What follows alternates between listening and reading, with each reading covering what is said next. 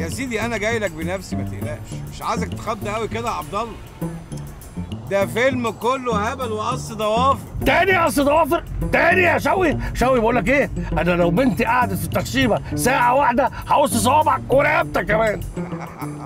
لا لا لا لا خلاص انا داخل عليك اهو. صحيح، هما 21 ولا اقل؟ 21؟ ايه الهبل ده يا شوقي؟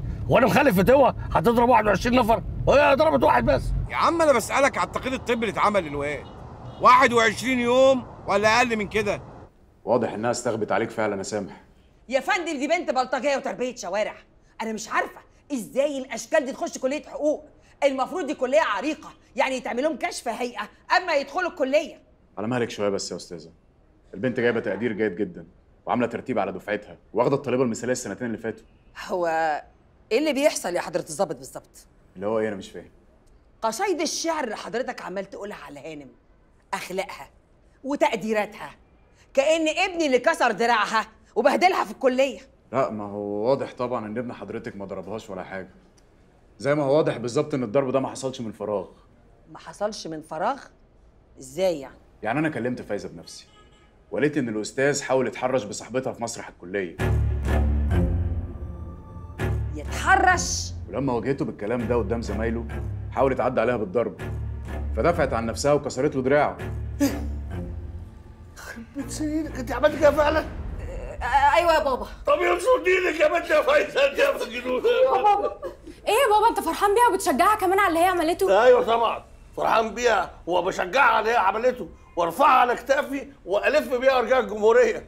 انا في ديك الساعه اللي اقول فيها وانا فخور انا خلفت راجل. بابا لا حبيبتي مش قصدي بنت، لا بنت بيت راجل. سلام عليك عبده يا جامد والله.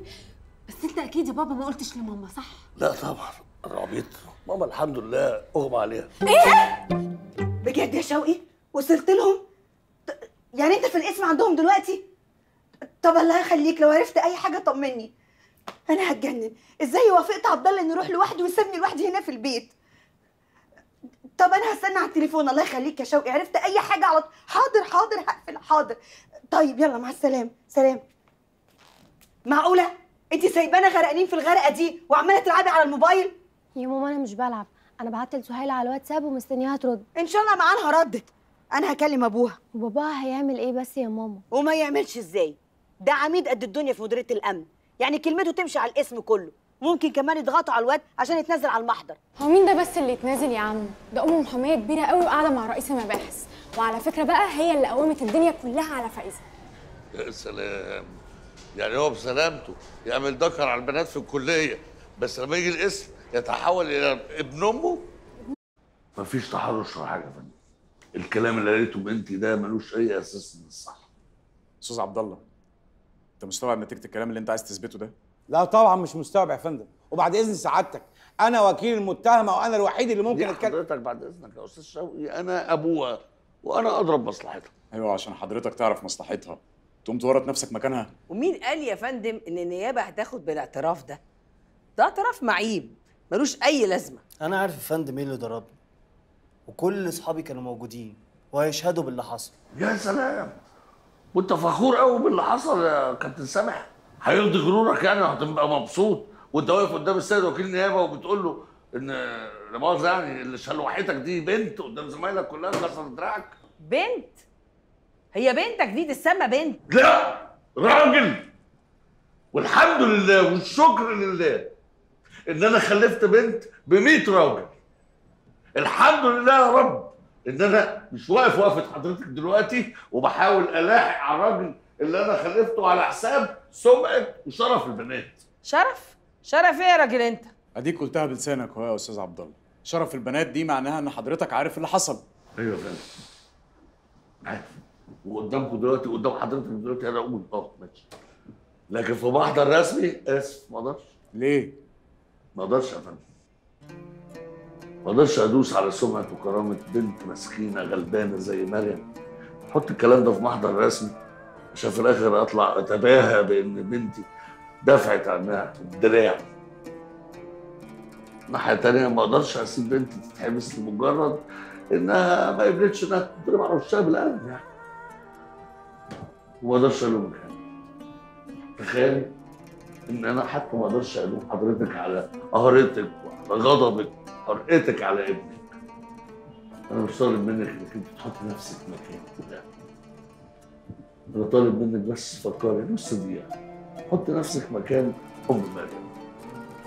فكري كده والبنت بخلالك مش بدعم مكسور، بكرامه متهانه، بشرف منداس. كان هيبقى واضح.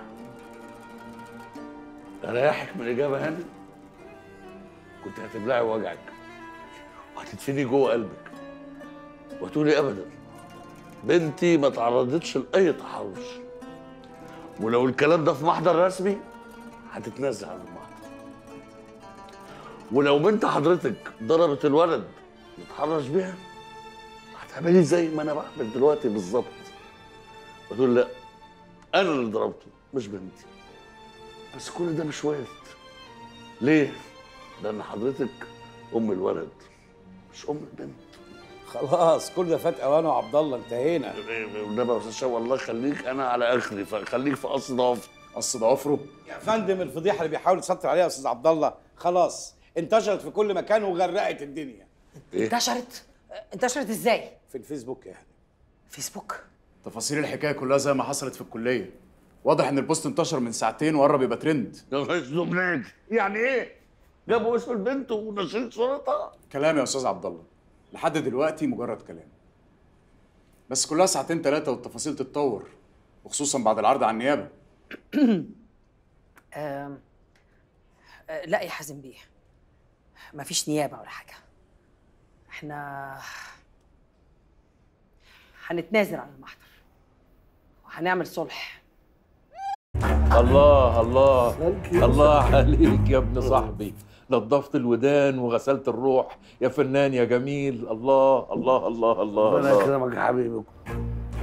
ده ايه اليوم الاسود ده؟ انا اسمه صايب يا استاذه فوقي، يا استاذه.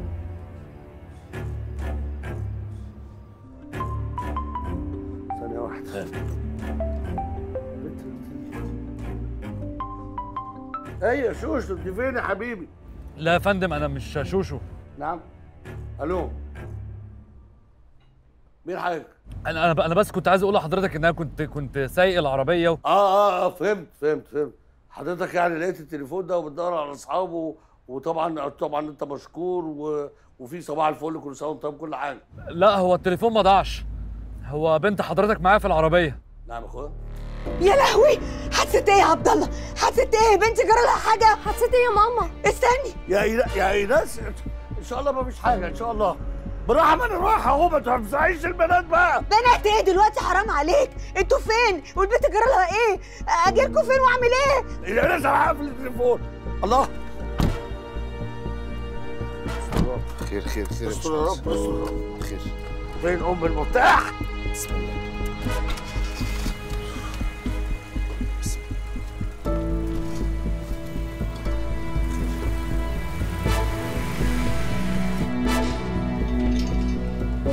يا بنتي يا دكتور، بنتي دي استنوا لو سمحتوا شويه.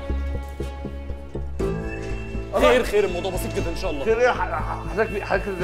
ايوه انا اللي كلمت في التليفون. طب بسيطه ازاي هم واخدين على العمليات؟ ما اصل هي اتجرحت في دماغها. في دماغها؟ جرح بسيط جدا جدا يا ابني انت كل حاجه عندك بسيطه كده؟ ما طبعا لازم يبقى كل حاجه بسيطه والدنيا حلوه.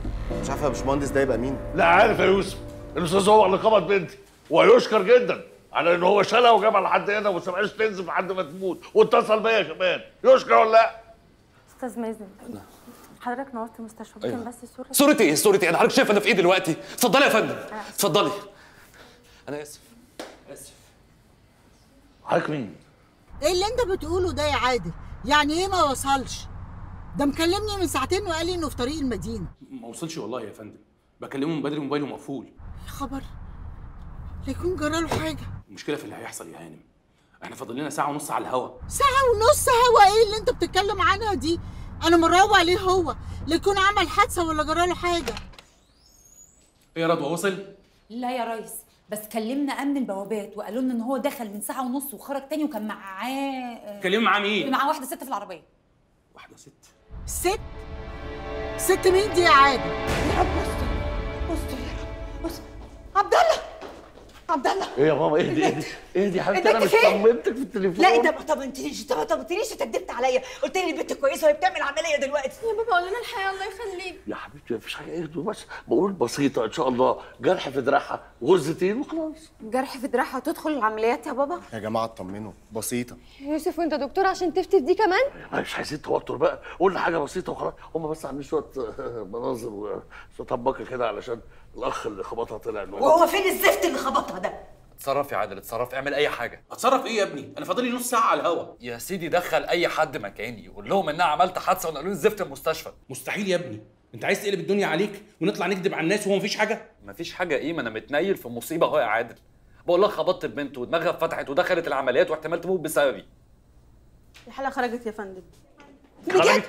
خرجت؟ طب هي فين؟ بنتي فين؟ اهدي يا مدام، هي في العنايه هتفوق هتبقى كويسه. في العناية يا عبد الله، في يا العناية يا عبد الله ليه؟ يا حبيبتي العمليه هتروح فين؟ كوفير؟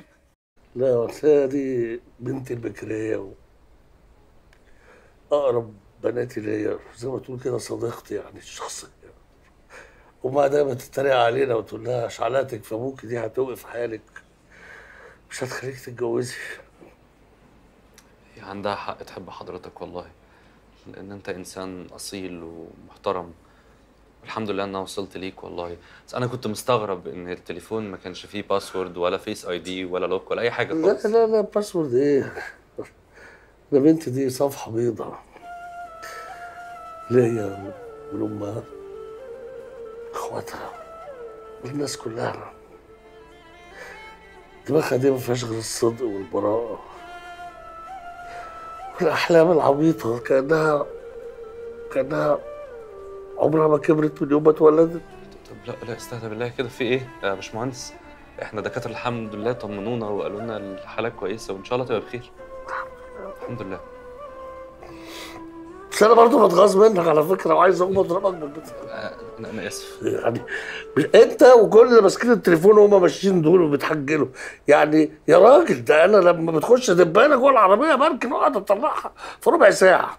صح انت اكيد حضرتك صح وانا غلطان، بس انا والله العظيم انا بتفك معاك بكلمتين ما تبقاش نزل بقى، ويا ريت ما تاخدش قوي على خاطرك يعني من كلام امها. انا عارف ان كلام امها ناشف شويه، انت جربته مره انا عارفه يعني شفته سنين.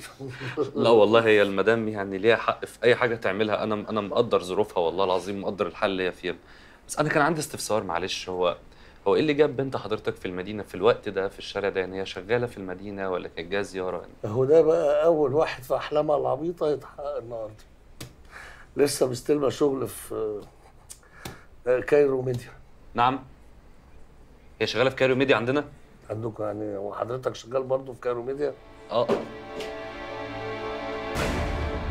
في ريال؟ ماشي يا عبد الله، ماشي.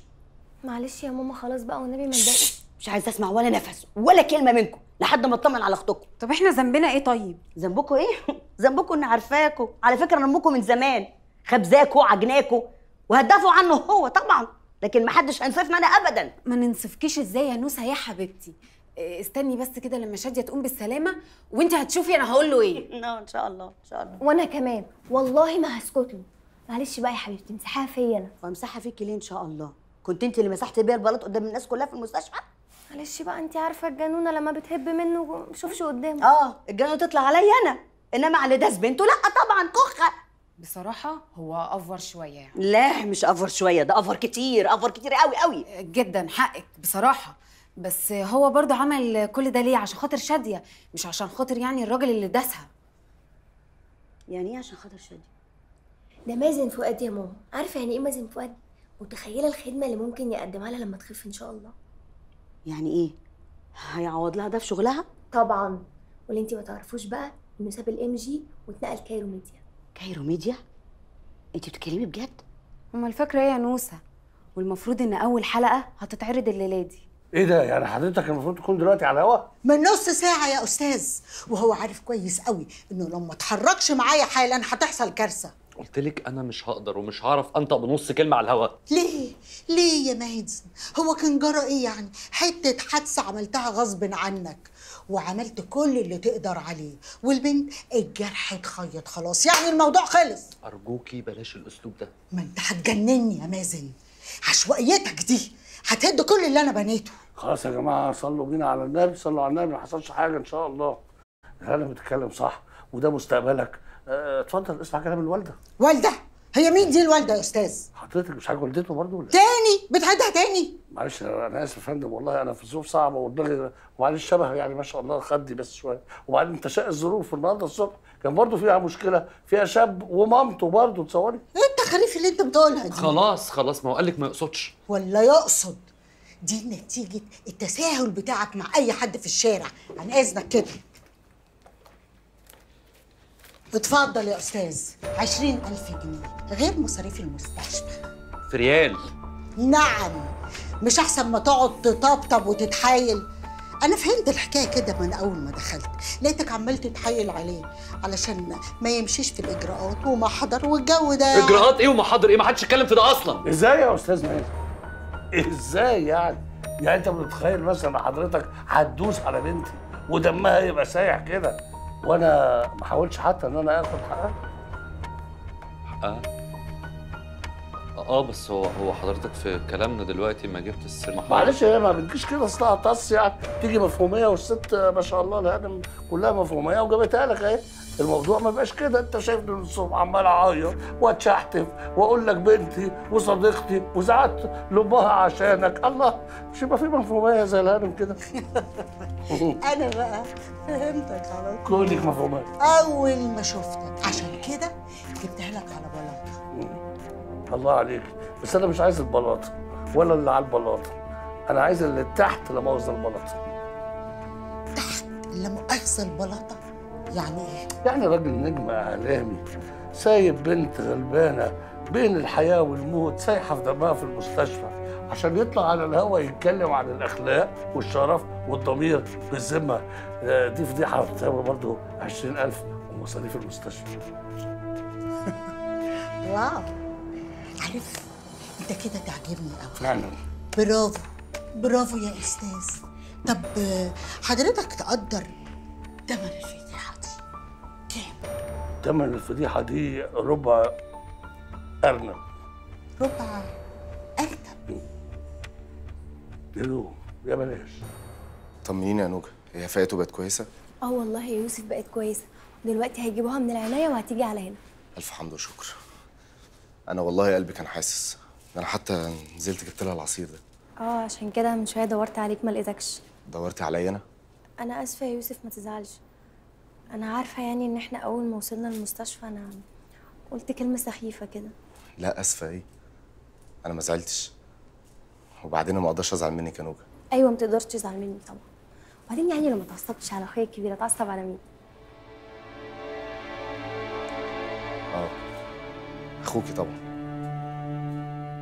انا بس اروح اطمن على الحاج ان انا لسه ما طمنتوش. خدي العصير ده.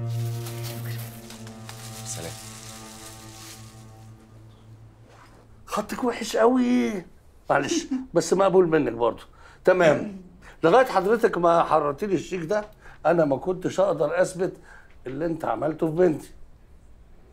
يعني ايه؟ مش فاهم. لا بس تفهم كده، ركز معايا شويه. يعني حضرتك خبطت بنتي والدنيا ضلمه في المدينه ومحدش شاف اي حاجه، صح؟ ما كنتش اقدر اقول اي حاجه. دلوقتي بقى وانا معايا شيك متحرر ليا صادر من حساب حضرتك، اقدر جدا اروح النيابه واخد حقي بقى واقول اللي حصل كله. مش كده وبس، ده انا كمان اقدر اجيب بنتي نوجه دي اللي هي اصغر من شاديه، وفي بينهم فايزه، بس دي بقى لهلوبه نوجه دي في الانترنت والفيسبوك وهبت بقى كام كلمه، الحقونا بيشتروا دم الغلابه والكلام اللي انت فاهماه ده. بس هو حضرتك في كلامنا دلوقتي ما جبت السر. معلش هي ما بتجيش كده اصلها طص يعني، تيجي مفهوميه، والست ما شاء الله الهانم كلها مفهوميه وجابتها لك اهي. الموضوع ما بقاش كده، انت شايفني من الصبح عمال اعيط واتشحتف واقول لك بنتي وصديقتي وزعلت لامها عشانك. الله، مش يبقى في مفهوميه زي الهانم كده؟ انا بقى فهمتك على طول. كلك مفهوميه. اول ما شفتك عشان كده جبتها لك على بلاطه. الله عليك، بس انا مش عايز البلاطه ولا اللي على البلاطه، انا عايز اللي تحت لا مؤاخذه البلاطه. تحت لا مؤاخذه البلاطه؟ يعني ايه؟ يعني راجل نجم اعلامي سايب بنت غلبانه بين الحياه والموت سايحه في دمها في المستشفى عشان يطلع على الهوا يتكلم عن الاخلاق والشرف والضمير بالذمه. دي فضيحه بتساوي برضه 20,000 ومصاريف المستشفى. واو، عارف انت كده تعجبني قوي فعلا. برافو برافو يا استاذ. طب حضرتك تقدر تمن الفضيحه دي كام؟ تمن الفضيحه دي ربع ارنب. ربع يا بلاش. طمنيني يا نوجة، هي فايته بقت كويسه؟ اه والله يا يوسف بقت كويسه، دلوقتي هيجيبوها من العنايه وهتيجي على هنا. الف حمد وشكر. انا والله قلبي كان حاسس، انا حتى نزلت جبت لها العصير ده. عشان كده من شويه دورت عليك ما لقيتكش. دورتي عليا انا؟ انا اسفه يا يوسف، ما تزعلش. انا عارفه يعني ان احنا اول ما وصلنا المستشفى انا قلت كلمه سخيفه كده. لا اسفه ايه، انا ما زعلتش، وبعدين ما اقدرش ازعل منك يا نوجة. ايوه ما تقدرش تزعل مني طبعا، وبعدين يعني لو ما اتعصبتش على اخويا الكبير اتعصب على مين؟ اخوكي طبعا. انا بس اروح اطمن على الحاج ان انا لسه ما طمنتوش. خدي العصير ده. سلام. خطك وحش قوي، معلش بس مقبول منك برضه. تمام. لغايه حضرتك ما حررتي لي الشيك ده انا ما كنتش اقدر اثبت اللي انت عملته في بنتي. ايوه يعني ايه؟ مش فاهم. لا بس تفهم كده، ركز معايا شويه. يعني حضرتك خبطت بنتي والدنيا ضلمه في المدينه ومحدش شاف اي حاجه، صح؟ ما كنتش اقدر اقول اي حاجه. دلوقتي بقى وانا معايا شيك متحرر ليا صادر من حساب حضرتك، اقدر جدا اروح النيابه واخد حقي بقى واقول اللي حصل كله. مش كده وبس، ده انا كمان اقدر اجيب بنتي نوجة. نوجة دي اللي هي اصغر من شاديه، وفي بينهم فايزه، بس دي بقى لهلوبه. نوجة دي في الانترنت والفيسبوك وهبت بقى كام كلمه، الحقونا بيشتروا دم الغلابه والكلام اللي انت فاهماه ده، وصباح الفل. ايه الكلام اللي انت بتقوله ده؟ ايه الجنون ده؟ اللي انا بقوله يا مدام هو اللي ما جاش في دماغك. العشوائيه بتاعت الاستاذ والتساهل مع اي حد في الشارع وانه خد البنت ووداها المستشفى، هو ده اللي انقذه من غضبه الاب اللي محموق على بنته. ما كانش في داعي ان حضرتك تحاولي تحميه العنجهيه والغرور والقسوه على خلق الله. بابا الحق، شوشو فات. بجد والنبي؟ هو ربنا، والدكتور دلوقتي هينقلها الاوضه وبيقول ان هي مش محتاجه للعنايه. الكلمتين دول عندي بمال الدنيا.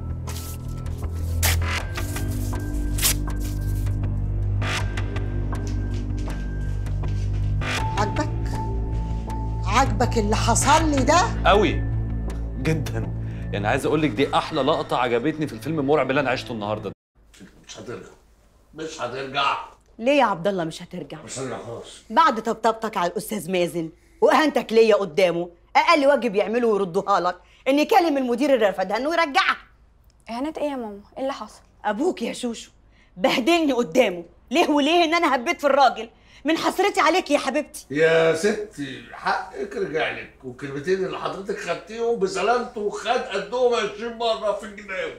هو والولايه الحيزبونه اللي معايا دي، معرفش امه بقى ولا مرات ابوه ولا مراته، ده تبنينا. يا نهار ازرق، ليه يا بابا؟ انت قلت له ايه؟ قلت له في نصيب، هو نصيبه كده. المهم اللي في خيالكم ده مش هيحصل. بودي مش ايه في ايه؟ بص لي. نعم. عملت ايه يا عبد الله؟ عملت فين؟ عملت ايه؟ الدنيا كانت ملبشه صح ساعه ما دخلت، ورميت ورقه كده في وش الوليه دي. ورقه؟ ورقه ايه؟ هو بالسهل كده واحده تخش لنا ادابه وفاكرين ان هم هيجيبوا لنا تعويض عن بنتنا 250,000 جنيه. كام؟ ايه مالكم في ايه؟ ايه؟ انت قلت ايه كده؟ يعني ايه مالنا؟ 250,000 جنيه ده مالنا ومال بناتك ومال احفادنا ومال عيالنا، مالنا كلنا. بابا ايه؟ انت بتتكلم جد ولا بتهبل؟ قصدها يعني بتهزر يا بابا، بتهزر. بهزر ايه واحنا قاعدين هنا في مكان ينفع ايه؟ عبد الله بص لي، انا سيبك من البنات. نعم. بص لي انا. نعم. انت عملت كده؟ الكلام ده بجد؟ ال400,000 جنيه دول بجد؟ ايوه. ولو كان 10 اضعاف كنت قطعته ورميته في وشها برضه. ليه؟ كويس ما تبقاش بالكوبايه. ليه؟ 6 بس. ليه يا حبيبي؟ ليه يا عمري؟ ليه يا بودي؟ ليه ترميه في وشها؟ ليه؟ عشان دي اهانه يا ماما. اسكتي انت، خليكي في الحادثه بتاعتك يا حبيبه امك، خليكي، ما هو اللي منقوش في دماغه منقوش فيكي طبعا. ما تدخليش في ملكيش. يعني ايه ما تتدخلش؟ هي للاسف الوحيده اللي قالت كلمه حق. الله الله الله الله. حق مين يا ابو حق؟ حق مين يا اخويا؟ اخويا؟ ايه مالك بتضحكي؟ ده حق بنتك اللي انت فرطت فيه يا عبد الله. هقابل مين يا روس؟ هقابل مين؟ من الست اللي داخله بمنتهى قله الادب وبتكلمني كده وبتقول لي ما معناه يعني تاخد كام والفيلم ده يخلص؟ هي قالت لك كده؟ ايوه. الله، ايه المفروض اعمل ايه يعني؟ انا من رقبتي بقعد اقرش بالي وافكر واحسبها كده، يا ترى البهيمه دي اخلصها بكام؟ ايه يا بابا انا بهيمه؟ سوري يعني مش قصدي يا حبيبتي، مجازا. لا مجازا، خليني انا المجازا، اديني بقى المجازا دي في حضني، المجازا دي بتاعتي انا، مجازا دي انا اعتبروني البهيمه، انا بهيمه، انا اعتبروني من هنا ورايح، كل يوم قولي لي يا ماما يا بهيمه، يا ماما يا بهيمه، زي ما انتوا ماشيين تمام. اللي فجاه بتنهاري كده، ده انت مربيه اجيال، عيب كده. انا مربيه اجيال يا اخويا؟ سمعني والنبي، سمعني عشان ما دخلش جوه ودني. فاضله انت عارف مربيه الاجيال الفاضله دي بتاخد كام مرتبها؟ 3 تعريفه، يعني لو جالها اصابه عمل هيدوها ربع جنيه بدل ربع مليون اللي رمتهم في الشيء. بصراحه يا بابا ماما عندها حق، وانت اتنازلت عن حق البهيمه دي. قصدي شاديه يعني. يا بنتي بنقول ده قضى ربنا، ده مش واحد مجرم قاصد ان هو يذيع، ولو كان مجرم وقاصد ان هو يذيع انا اعرف اجيب حق بنتي بالقانون بالدراع باي طريقه، لكن مش هاخد فيها فلوس، مش بالعور، مش هقعد انا مصلح على قضى ربنا واساوم على دم بنتي. الله، مش هو ده الكلام اللي حضرتك بتدرسيه في الكليه حقوق يا بنتي؟ مش هو ده الكلام اللي حضرتك بتربي عليه الاجيال يا ست المربيه؟ مش ده الكلام الرومانسي الجميل يا مسوكه انت يا بتاعت العالم الفضائي؟ هو ده الكلام ولا مش هو ده الكلام؟ خلاص هو ده الكلام ولا انا غلطان؟ خلاص يا بابا عشان خاطري والنبي هدي نفسك. ما تقيس نفسي يا ست ايه بس؟ كلكم كدابين، تقولوا شعارات تقولوا كلام وبعد كده ساعه الجد جت الفلوس كشفنا وشنا الحقيقي وقلنا اللي جوانا. يا بابا خلاص هدي نفسك وصلي على النبي. مش هدي نفسي خلاص، عليه الصلاه والسلام، ما حدش له دعوه بيا بقى، سيبوني في حالي. مفيش حد بيقول كلمة الحق بتاع ربنا غير أنا والبهيمة دي. ايه يا بابا؟ يا ستي انت زعلانة على بهيمة، أنا حمار، أنا أكبر حمار هنا. لا لا مش لدرجة حمار، مش لدرجة حمار. أنا حر بقى، أنا أكبر حمار. مش لدرجة حمار. لا حمار، وفي حد في الدنيا بيقطع شيك بربع أرنب وهو في عباس الحاجة ل 16,000 كل شهر. خلاص بقى يا بابا عشان خاطري ما تضايقش نفسك. لا مش حاجة يا حبيبي، مش حاجة. أنا بس ندمان إن كل اللي أنا عملته هو إن أنا قطعت الشيك ورميته في الشغل. فاكر إن أنا كده بحافظ على كرامتك وبرد لك اعتبارك قصاد العجرفة وقلة الذوق، إنما أنا لو أعرف إنهم داسوا عليكي وعلى كرامتك قبل ما يخبطوكي بالعربية ده أنا كنت. خلاص بقى يا بابا عشان خاطري ما تضايقش نفسك. أنا بجد عايزاك تنسى كل اللي حصل في مكتب المدير ده خالص. انسى ايه بس يا شوشو؟ انا من ساعه ما عرفت اللي الجدع ده عمله معاك الود ودي اروح اعقشه من رقبته واكله بسناني. اقسم بالله قلت اللي في قلبي يا بابا، وديني هناك وانا هديله علقه موت هفرتكه. طبعا حلو قوي عشان تتحبسوا انتوا الاثنين والعيله تبقى اتشردت، بس انا كرامتي اتحفظت. انتي صح، عندك حق، لا ضرب ولا مشاكل. احنا ننزل لهم بوست على الفيسبوك نفضحهم ونشردهم، وساعتها هيدفعوا قد الشيك اللي بابا قطعه 10 مرات. بس يا هبله انت كمان يا جماعه، انا مفيش اي حاجه من اللي انتوا بتقولوها دي هتحفظ لي كرامتي على فكره. الشغل يا بابا ان انا اشتغل في مكان تاني وانجح قوي واثبت نفسي، وده هيقهرهم على الخساره اللي خسروها. الله عليك يا حبيبه ابوكي. الله عليك انت والله عليكي انت وحاجه يعني، الله عليكم انتوا الاثنين والله. بس انا شايفه يعني ان الخساره اللي بجد فعلا ان بابا ما جابش العود معايا. عود؟ عشان نكمل بقى الفيلم العربي كده اللي احنا فيه، يدينا كده حته نهاوند عن الخساره والحسره والتحدي. تيرارارا. هو على ايه ده كله بقى؟ انا ممكن امسك دماغك استخدمها كبومب يا بابا انا حساب اسود على فكره. ايه ده؟ وطوا صوتكم شويه، ايه الهيصه دي؟ انتوا في مستشفى مش في الشارع. تعالي يا ماما اسمعي شو بتقولي ايه وانتي هتصوتي زينا. ايه خير؟ والله احلى كلام اتقال النهارده. هتشتغلي يا حبيبتي وهتنجحي وهتحصري الجن الازرق على ان هو ما خطفكيش، بس مش هتشتغلي بقى مراسله وتقارير وكلام اللي مش جايب همه ده، لا هتشتغلي في المكان اللي يستحقك، وده اللي انا قلته من الاول. مفيش غير الاذاعه المصريه عندي. الاذاعه؟ طبعا. تاني يا بابا؟ تاني وتالت وعاشر. حبيبتي الصوت الجميل ده والروح الخفيفه والدماغ الجباره محتاجه الى الميكروفون، والاذن تعشق قبل العين احيانا. وهتشتغل ايه يعني في الاذاعه ان شاء الله؟ ابله فضيله؟ بس يا حمار انت احنا نطول نبقى قبل فضيله اي حك وخلاص. الاذاعه مش عايز اسمع نص كلمه. الاذاعه دي هي اللي اكلتكم وشربتكم وعملتكم بني ادمين. ماشي يا بابا، هو كتر خيرها وكل حاجه، بس يعني الجو ده بقى قديم وفاكس قوي. فاكس؟ بس لو 100.6 يبقى قشطه جدا. او 90 بيجيب اغاني حلوه قوي واعلاناتها مش كتير. لا والله 90 مين يزود؟ انتوا مالكم انتوا داخلين ليه في الموضوع؟ انا بكلم بنت ابوها، ست ابوها، حبيبه ابوها دي. وانا موافقه. ايه؟ انت بتتكلمي بجد يا شوشو؟ طبعا، وهو انا طول ان انا اشتغل مع حبيب قلبي. حبيبتي والله يا حبيبتي. انا قلت برضو ان العود هيعمل لنا جو لطيف جدا. استنى يا عبد الله، ما تنفش ريشك قوي كده وتفتح صدرك. انت مش كنت قايل ان مفيش اساسا تعيينات ولا حتى عقود مؤقته؟ الكلام ده يتقال لحد تاني، مش للناس اللي بنت، مش للناس اللي شالت الاذاعه على كتافها.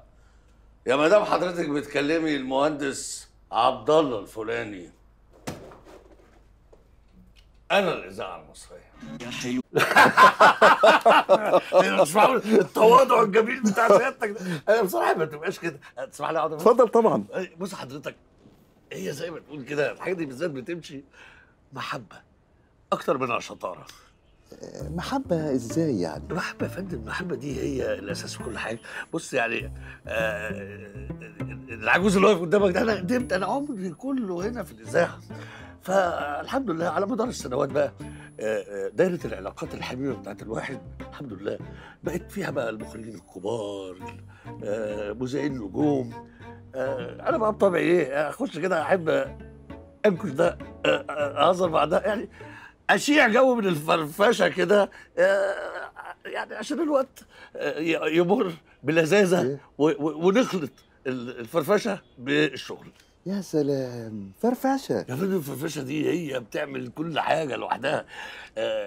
انا بشتغل مع شباب كلهم بيقولوا لي يا بابا، بابا عبد الله. انت بابا فعلا، انت بابا والله. الحمد لله، ولاد زي الفل، مجتهدين وشطار، بس ميزانياتهم الحمد لله بتبقى على قدهم. فالضغوط اللي هم فيها بقى لازم يلبسوا كويس ومكياج ويبقوا مزازين دايما وروحهم حلوه، والناس يعني مبسوطه انها تسمعهم او تشوفهم او الضغوط دي تخليهم احيانا يضطربوا، يتارجحوا، بيبقوا محتاجين انهم يستندوا على جدار عشان يخفف عنهم الهموم. والحمد لله. ايه الحلاوه دي؟ ايه الحلاوه اللي انت فيها دي؟ ده انت لقطه يا فندم. اخجلته بتواضعنا، بس اقول لسعادتك بقى بصراحه يعني عشان انا قلبي اتفتح لك والله. كل اللي انا قدمته في مشواري الطويل ده مع الاذاعه كوم، اللي انا هقدمه باذن الله كوم تاني كمان. انت عايز تقدم ايه تاني؟ فرفشه قدمت وتخفيف هموم وهزار وكل حاجه. لا هديه يا فندم، قدم هديه قصاد اللي خدناه من الاذاعه الكتير ده. نقدم لها حاجه، نقدم لها هديه، موهبه تحلف بيها العمر كله. كمان بتقدم للمخرجين مواهب جديده؟ لا دي مش حتتي، دي حته جدي بقى الله يرحمه، كان مدير الشؤون القانونيه في المبنى القديم. سميع من الطراز الخطير، يعني يحكوا لنا دايما ان هو ايه، يروح كده ويرجع معاه مطرب جديد، يروح كده ويرجع مع مطربه روعه. ايه الحلاوه دي؟ ايه الحلاوه دي؟ لا اقول لحضرتك على حاجه بقى، بص الكبيره بقى الجامده، جدي الله يرحمه هو اللي جاب الاستاذ الكبير محمد فوزي من بلده من طنطا وقدمه للاذاعه المصريه. محمد فوزي؟ ايوه والله يا فندم. ده احنا لازم نعمل لجدك ده نعمل له تمثال ونحطه في مدخل مسبيرو عشان كل داخل واللي خارج يضرب له تعظيم سلام. ربنا يخليك يا فندم. وحضرتك بقى اكتشفت مين بعد تامر حسني وويجز؟ شادية عبد الله الفلاني، بنتي. بنتك يعني انا ما بحبش طبعا الناس اللي بتشكر في نفسها والله ابدا، بس بنتي دي يعني فاكر حاجه؟ بنتي ناديه اموره هاديه دي بقى كانت قد كده يا فندم، قد كده، وتمسك اي حاجه تحولها على طول الى ميكروفون، وتعمل لقاءات بقى مع اللي داخل واللي قبل ما تمشي بتعمل لقاءات يا فندم. يعني انا محرج قوي والله، بس حضرتك الحمد لله يعني فاتح قلبك انا كتبت لها الطلب، ما كنتش عايز ابدا كده مع حضرتك، بس يعني انا جت عند ربنا بقى. فاستاذن معاليك يعني لو ممكن تقدم الطلب ده للسيد رئيس الاذاعه، ابقى شاكر وممتن جدا. طبعا طبعا طبعا والله يا فندم صدقني. اقدر اتاخر عنك؟ انت مش عايز تقدم طلب للمدام كمان نعينها؟ لا ده احنا عندنا اصل في البيت بقى حزبين، في الفن والمزيكا بقى والاذاعه والناحيه الثانيه في التربيه والتعليم والرياضه. الحمد لله يا فندم، اقسم بالله الاذاعه هتبقى هي اللي كسبانه. البنت دي الاذاعه بتجري في دمها. قصد حضرتك ان الكوسه هي اللي بتجري في دمها؟ لا الكوسه بقى دي اللي كانت عند في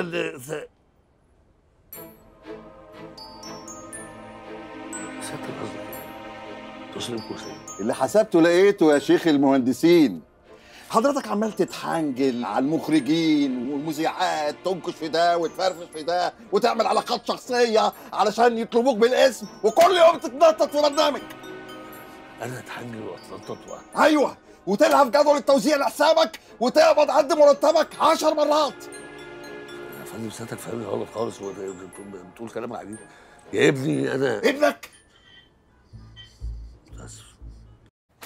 وادي الطلب بتاع بنتك يا شيخ المهندسين، عشان تعرف ان التكيه اللي حضرتك مبرطع فيها ما بقتش بتاعت جدك خلاص. وانا بعون الله هقف بنفسي في وش المهزله دي، ومفيش محطه في الاذاعه هتمضي عقد مع بنتك حتى لو موصي عليها اتخن تخين في مسميره. بقول لك يا عم عاكف، انت لا مؤاخذه يعني بتقفش قد ايه في الشهر كده؟ بتقبض كام؟ نعم. مالك انت بقبض كام؟ لا ازاي؟ ده كان هيبقى مالي فعلا ومال عيالي، كان هيبقى مكتبي. الكرسي بتاع سيادتك ده عارفني اكتر، ده انا مصلحه مرتين، حتى من مره تلاقيه بيلب شمال شويه. انت بتصلح كراسي كمان؟ طبعا، بس يا ريتها تدوم. هو سيادتك ما عندكش علم ان انا اترشحت المنصب بتاعك ده 3 مرات قبل كده ورفضته؟ انت اترشحت رئيس قطاع؟ وايه انت دي حضرتك بتشاور على 10 يعني؟ اترشحت 3 مرات رئيس قطاع ورفضت. رفضت ليه؟ قولي ليه؟ ليه؟ لاني موهوب. وقولي ليه كمان؟ ليه؟ لاني مطلوب، لان شغلي هو اللي بيتكلم عني. انت بتعلي صوتك في مكتبي؟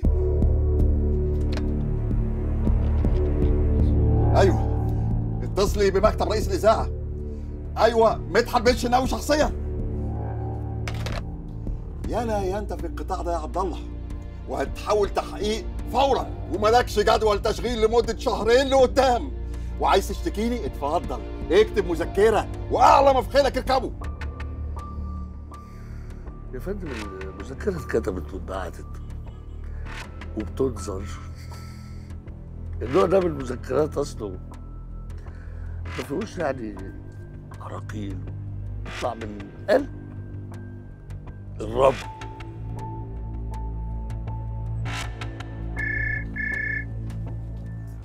ايوه انا معاكي. مدحت بيه ازاي سعادتك يا فندم؟ فيك الخير يا باشمهندس والله. انا كنت لسه هكلمك حالا. طمني، ايه الاخبار عندك؟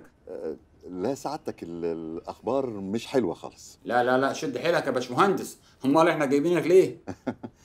بس التركه تقيله قوي يا فندم، وكله كوم والبلوه اللي قدامي كوم تاني. معلش يا باشمهندس، انا مش هقدر اكلمك دلوقتي، عندي اجتماع مهم، بعد كده ان شاء الله هسمعك زي ما انت عايز. المهم، انت عندك مهندس صوت اسمه عبد الله الفلاني. ايه الفلاني؟ ما هو ده اللي ابعت له 13 حالا، ولو مش موجود تبعت تجيبه من بيته في ظرف ساعه زمن. لا لا لا لا، بيت ايه سعادتك؟ ما هو موجود قدام اهو. بس انا كنت عايز اقول لسعادتك. كويس قوي. كلفه يروح بسرعه يستلم استوديو 13. يا فندم انا عندي مهندسين كتير قوي من غير شغل، وكنت عايز اقول لسعادتك حاجه. يا باشمهندس انت لسه جديد في القطاع وما تعرفش الدهاليز بتاعته. طب افهم بس يا فندم وانفذ على طول. المحطه مستضيفه شخصيه سياسيه كبيره واول مره تخش الاذاعه، وانت عارف الاجهزه في استوديو 13 بعافيه شويه ومحتاجه مهندس مخضرم يتعامل معاها، ومفيش احسن من فلاني للقصه دي. يلا كلفه بسرعه يروح استوديو 13. حاضر يا فندم، تحت امر سعادتك.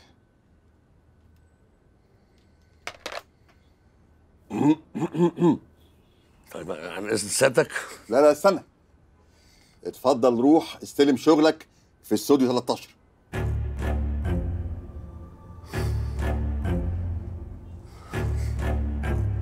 لا ده للاسف انا ما اقدرش. انت بترفض تنفيذ امر اداري؟ بالعكس انا بنفذ الامر ده. وهي سلامة الذاكرة، انا مش موقوف عن العمل، مش نازل في جدول التشغيل، وما خاف يجعل اعظم.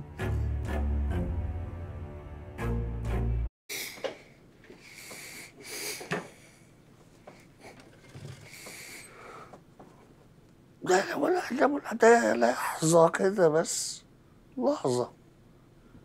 وحد مننا يعرف ينام على البتاع ده. بس بجد بجد حضرتك رائعه جدا جدا. ميرسي. لا وجميله جمال ما حصلش بصراحه، يعني انت احلى بكتير من الصور اللي شفتها لك على النت. مش قوي يعني. لا ايه ده، بسم الله ما شاء الله، ده انا كنت فاكراكي اكبر من كده 10 سنين.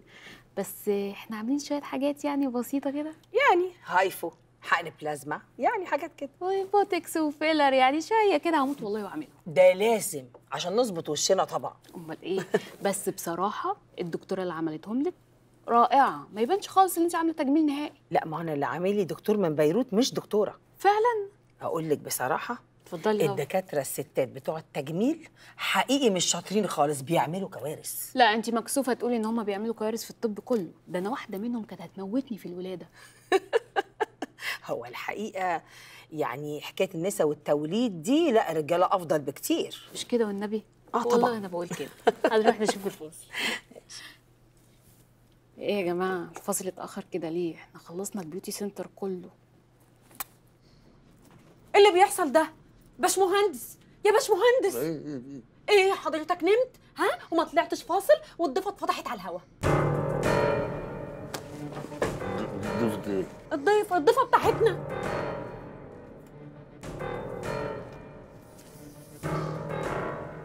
يا نهار اسود، يا نهار اسود.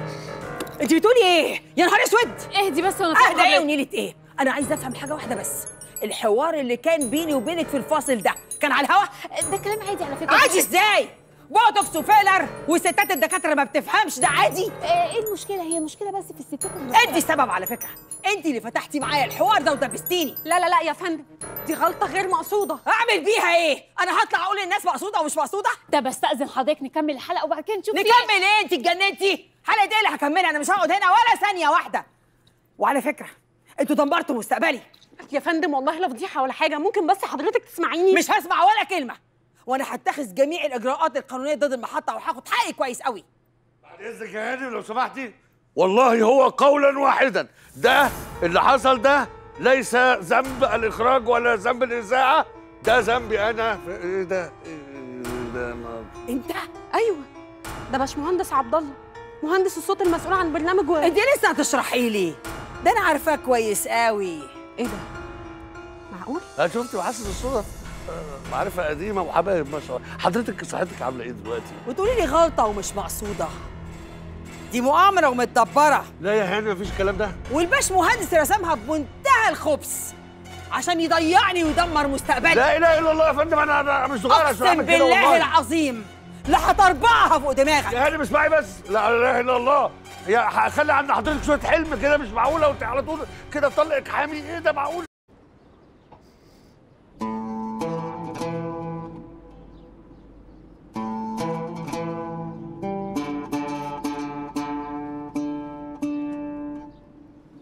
لا ليه كده؟ ليه كده يا صنباطي؟ ليه كده يا حبيبي؟ ما كنت شغال وزي الفل وبتقول ايه اللي حصل؟ يعني حد يشوف الجمال ده كله ويتهته كده؟ ابوس ايدك. ما عنديش والله اقوى من كده مشهد احطك قدامه علشان ينطقك. خليك حلو. بسم الله.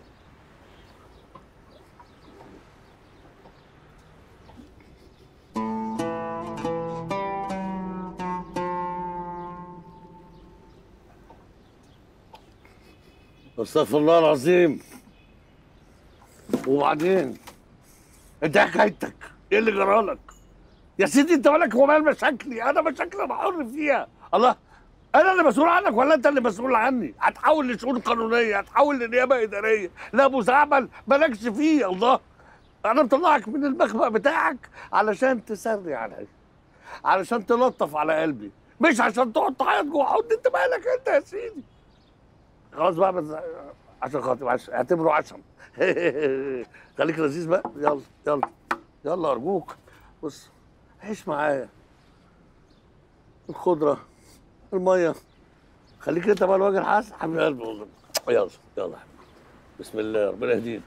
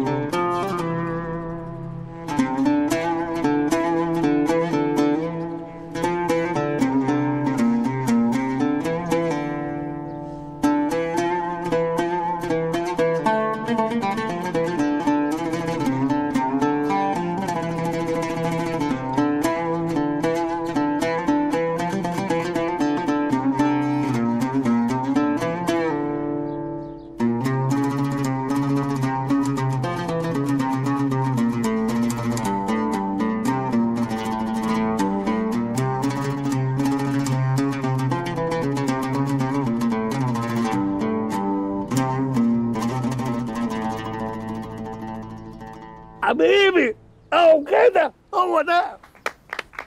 ايه ده؟ يا نهارك ازرق، مش تقول يا راجل ان احنا على المسرح بنصب؟ ده كلام. شكرا. بجد تسلم ايدك يا فنان. الله لا ده ايه يا برنس اللي انت عامله ده؟ الله، يا مؤاخذه ده يشتريك ويشتري 10 زيك و1000 كمان، ده باشمهندس قد الدنيا. يا عم بالراحه على الراجل، هو قصده خير يعني، وانت شايفني ملطع هنا يوجد باشمهندس؟ ما ينفعش يا استاذ عبد الله، الاحترامات والمقامات موجوده برضه، أنا بلاش آسف تواضع والله، بس حبيبي كلك ذوق والواجب وصل والله. تصدق بالله لا اله الا الله، انا لسه موقوف عن العمل طازه. سبحان الله، ربنا كريم يا اخي، اهو بيقطع من حته ويوصل من حته ثانيه. مش مستاهله يا حبيبه بابا. بابا مش مستاهله. بيوفري طلب الرشوه بتاعتك دي لحاجه تانية اكون ما عرفتهاش. ويا رب يا رب يا حبيبتي تبطلي الخصله الواطيه دي قبل انا ما ابطل اتكلم معاكي خالص. اما انت يا سهونه انت. عشان خاطري يا عبد الله انت وعدتني إيه ده؟ وبعدين مريم في ايه بس؟ في ايه؟ انتوا خايفين من ايه يا جماعه؟ خايفين من مريم ولا خايفين مني؟ طب ما جاش في دماغنا نخاف من اللي اكبر من الكل؟ شطوره يا نوجه، عفريته يا بنت، لهلوبه على الانترنت، بتكة زرار واحده حليت المشكله ودوست على سمعه البنت الغلبانه دي وقضيتي على مستقبلها تحت خدمتك. يا بابا مش انا لوحدي والله اللي شيرت البوست، في ناس كتير عملوا كده. بتتكلمي بجد؟ طب والله انت حاجه لطيفه قوي نعرف، بس مين اللي بدأ؟ مين اللي زرع المصيبه؟ انت يا حبيبتي، انت أس الفساد فيها، انت اللي كتبتي. وطبعا كل واحد بيخش بيضيف بقى من عنده شويه كذب على افتراء على خوض في اعراض البنات. مش كده؟ مش كده؟ يا بابا انا عملت كده عشان خاطر تطلعي اختك من محضر الضرب وتطلعيها بطله قدام الناس. طيب ما جاش في دماغك يا حبيبتي ان الناس بتشاور على اللي بيقع مش على اللي صالب طوله؟ انت بتعيطي؟ طب كويس ان عندك شويه ضمير برضه، بس يا خوف يا نوجه، يا خوف يا حبيبتي لا تسحي الدموع دي بعد كده على نفسك، تمن الغلطه اللي عملتيها في البنت الغلبانه دي.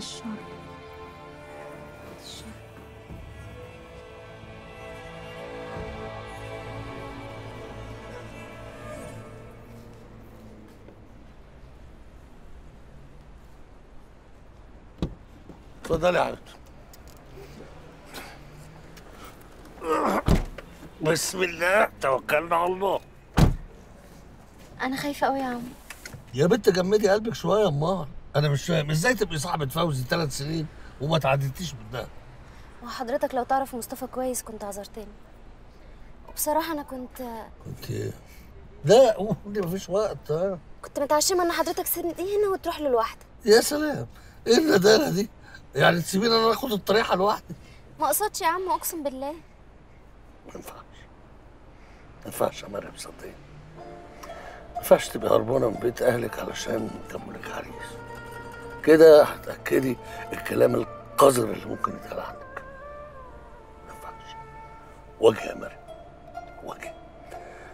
حط صباعك في عين الغوله وما يهمكيش من الدوشه اللي هتعملها والصريخ والجعجع. الكلاب يا حبيبتي بتجري من اللي بيجري منها، بس اللي بيقف قصادها بتيجي تتمسح في رجلها. تعرف يا عمو، انا لو كان ليا اب زيك كنت اكيد. وانا ناقص بقى كفايه القرطه اللي في بس ما انت هتعيط ولا ايه؟ بلاش عبط. لا اتمسكي كده وخليكي جامده. ها انت زي ما انت يا عبيطه، خليكي جامده. مش فاهم ازاي ده حصل، بس غصب عني. قله النوم غلبتني، طفت عينيا ووقعتني في النوم. هو اصلا من اول اليوم وانا بطاريه مخي فاضيه تمام، وانذارات بقى واجراس. يا باشمهندس البطاريه فاضيه، يا باشمهندس ومش البطاريه فاضيه، البطاريه فاضيه. وانت طبعا معكش شاحن. يا حبيبتي انا كنت مستعد اكمل والله وادوس على نفسي بالشرطتين اللي فاضلين، لولاش بقى منه لله.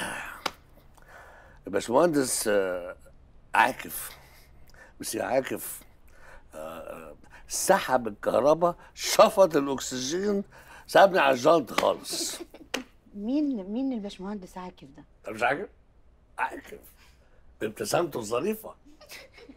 عاكف ده الفضائي اللي بعتته اداره زحل عشان يمسك الاداره عندنا في الحقيقه، وهو جاي عشان يطور الاداره، وانا اول ما فتح كنت انا في وش التطوير بقى، فطقشنا في بعض. طالما وصفت الباشمهندس عاكف في الوصف ده يبقى انت ما حبيتوش، انا فاهماك. ما حبيتوش ايه يا حبيبتي؟ انا بحب الناس كلها وانت عارفه. هو يعني كنت مستعد حتى يبقى حب من طرف واحد، المشكله ان هو اللي ما حبنيش. نعم، وانت مين ما يحبكش؟ ده انت ما فيش مخلوق في الدنيا ما يحبكش. يا حبيبي انت يا مسهوك كده على طول، والله انا عامل انا مش خايف الا منك. مش خايف. كلمتها ولا لسه؟ كلمت مين؟ هو في غيرها؟ شاديه مراسله اللي انت رفدتها امبارح. لا انت كده بتهزر. كلمتها ولا لسه يا عادل؟ يا حبيبي تليفونها مقفول من ساعه الحادثه، اكيد هي لسه في المستشفى. انا بنفسي كلمت مدير المستشفى وقال انها خرجت النهارده الصبح. حاضر يا مازن، هكلمها بنفسي وهشغلها في احسن مكان عندي في القناه، بس انجز بقى مفيش وقت. معايا يا عادل. يعني ايه معاك؟ يعني البنت دي تشتغل معايا في فريق الاداب بتاعي، لانها مش هلاقي اشطر منها في الوسط الصحفي كله. اشطر ايه؟ هو انت لحقت تشوف منها حاجه؟ شفت اللي حضرتك اتعميت عنه وما رضيتش تشوفه، من اول اللفته الصغيره اللي عملتها مع حازم شفيق رئيس المباحث. لفته ايه يا مازن؟ دي البت اصلا اللقاء كله متصور من اول ما ثبتته قدام الاسم، بس الكاميرا مان بقى اللي فرجك ما فرجكش غير على اللقطه واختها في ايديها الكلبشات، وده اكبر دليل ان في حد عندك بينافسن عليها وعايز يفورها من القناه كلها. يا لهوي يا بابا، يعني كل الخناقه اللي حصلت دي عشان انت بتشتغل وما بتقعدش؟ والله اكتشفت ان دي تهمه كبيره قوي. المهم ان انا في الاخر قلت له طيب خلاص انا مش عايز اشتغل، بعد اذن سيادتك سيبني اروح انام. طب امال ايه اللي خلاك تروح تعمل البرنامج المهبب ده؟ قضى ربنا بقى. رئيس الاذاعه كلم المهندس عاكف وقالوا خلي المهندس عبد الله يروح على استوديو 13. يا دي الرقم 13 اللي مش عايز يسيبنا في حالنا. بس يا ناس بقى ما تضايقنيش يا حبيبتي. الله يعني ايه الهيافه اللي العالم كله مصر ان هو يضطهد رقم انا بحبه وبتفائل بيه. شفتي يا غبيه مش قلت لك؟ استني انت بس. طبعا يا بابا لما انت رحت الاستوديو شفت الست اللي اسمها اشجان دي هناك. لا يا حبيبتي مش شرط ان انا اشوف الضيوف لانه بيبقوا قاعدين بظهرهم عاده وببقى انا شايف بس المذيعه والمذيعه فماشي. ايه قصدك من السؤال؟ تقصدي ايه؟ بابا فيتو تقصد لحظه واحده بس، تقصدي ايه وايه الاشارات دي؟ تقصد يا بابا يعني ان حضرتك قصدت تعمل المقلب ده في الست مش غصب عنك؟ قصدت؟ اقصد يعني يا بابا كنت كنت متضايق منها شويه ايوه متضايق منها، هو مفضحها. يا بابا ما انت خرجت من الاسم مخنوق منها على الاخر وحكيت لنا عن العنطزه وقله الذوق اللي هي كانت بتتكلم بيها. ايوه ده معناه ان انا افضحها بالطريقه دي، معناه ان انا اخون شغلي، اخون مهنتي، اخون ضميري وافضح الست كده في الهوا. ما هي بصراحه يعني تستاهل الفضيحه، كدابه وبتنصب على الناس بحقوق المراه والكلام الهبل ده وهي اصلا مالهاش. لا لا لا لا يا فايز، لا يا حبيبتي، مش انت اللي تحكمي يا ماما على الناس بالشكل ده ابدا، لا، ومش ابوك اللي يخون مهنته ويخون ضميره ويطلع يفضح للست يفضحها كده في الدنيا كلها. طب اهدى بس، هقول لك على حاجه، دي بنت غبيه، انت تاخد يعني على كلامها. لا اخد يا اخد يا حبيبتي. لما بنتي بتقول الكلمتين دول وش ده رايها فيا ان انا رخيص للدرجه دي، خلاص يبقى الست اشجان رستم ايه اللي يمنعها بقى انها تاخد الكلمتين دول تحطهم في شكوى وتضمها للمحضر؟ ايه اللي يمنعها؟ ايه ده هي عملت فيك شكوى بتقول ان انت عملت ده متعمد يعني؟ معذوره يا ستي، معذوره. امبارح كسرين دراع ابنها والنهارده ناشرين غسيلها على الشارع كله. ده ما ايه عذر بنتي بقى؟ ايه يعني انا عملت ايه في 21 سنه بربي فيك علشان تشوفيني في الاخر رخيص كده؟ عشان تشوفيني تعبان بيلدغ في الضلمه؟ بس ايه الكلام اللي انت بتقوله كبير قوي ده؟ هو انت ناقص يا حبيبي؟ هو انت ناقص؟ ما هو انا فعلا ما كنتش ناقص والله يا ايناس، انا ما كنتش ناقص من اول اليوم وانا بحاول ان انا هاجج وهربان من البيت مش قادر ابص في عينيكم. اقول لكم ايه؟ كنت بحاول ان انا اخد بنتي اشغلها في الاذاعه فطلعت منها موقوف. لا والنبي يا بابا ما تقولش كده عشان خاطري، وانا ولا عايزه اذاعه ولا عايزه تلفزيون ولا عايزه اي حاجه في الدنيا، ويولع الشغل اللي يخليك قلبك كسر كده وتبقى عامل في نفسك كده، والله ما عايزه حاجه. طمني عليها يا حبيبتي، طمني عليها، انا قلبي ما بيتكسرش الا لا قدر الله حصلت خساره في واحده منهم. ما تيجي تستهانم بعد كده. خلاص يا بابا بقى، خلاص والله مش هنطقها تاني ابدا. سامح بقى والنبي المره دي معلش. ما تسامحهاش يا بابا، البت دي ما بتحبكش وعلى طول بتنرفزك. يا بنت انا بس اللي بحبك. يا بنت اعملي حاجه حلوه في حياتك مره. يا ماما ما هي قالت كلمه حلوه اهو، دي اول حاجه تضحكوا النهارده. اضحك كده يا عبدو، مفيش احلى من ضحكتك والله. وده مين ده كمان اللي بيخبط في الوقت ده؟ يا ستر استر يا رب. لا ان شاء الله خير. ده تلاقيه الشيخ زكريا جاي يطمن على شوشو، اهو ده بقى اللي هيقلبها قاعده مسخره.